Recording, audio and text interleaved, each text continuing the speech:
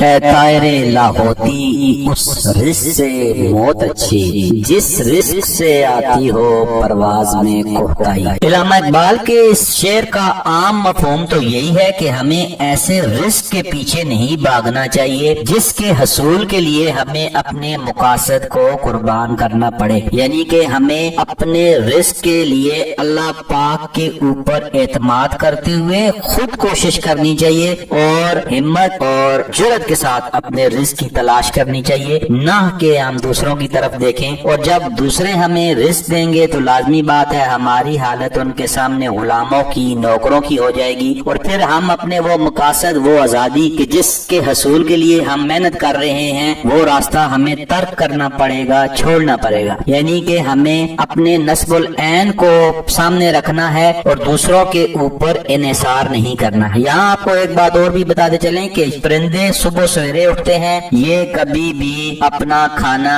پینا رات کو اکٹھا نہیں کرتے، صبح سویرے اٹھتے ہیں اور اللہ کے آسرے پر، اللہ کے توکل پر اور اپنی کوشش اور جدوجہد سے اپنا رزق تلاش کرتے ہیں۔ تو علامہ اقبال بھی یہی کہتا ہے کہ آپ اپنا رزق اپنی کوشش سے اور اللہ تبارک و تعالیٰ کے اوپر توکل سے حاصل کریں، نہ کہ دوسروں کے آگے روئیں اور گڑ گڑائیں۔ علامہ اقبال ایک اور جگہ بھی کہتے ہیں کہ پانی پانی کر گئی مجھ کو کلندر کی یہ بات، جب جھکا تو غیر کے آگے نہ تن تیرا نہ من، یعنی کہ علامہ اقبال فلسفہ خودی بھی دیتے ہیں اور انسان کو یہ بھی کہتے ہیں کہ اے انسان تو اپنے رزق کے لیے خود کوشش کر اور اپنے رب کے اوپر یقین رکھ، اپنے پاؤں کے اوپر کھڑا ہو، لوگوں کے آگے ہاتھ نہ پھیلا۔ اللہ تبارک و تعالیٰ آپ کا، میرا، ہم سب کا حامی و ناصر ہو۔ اپنی خصوصی دعاؤں میں یاد رکھیے گا۔ والسلام۔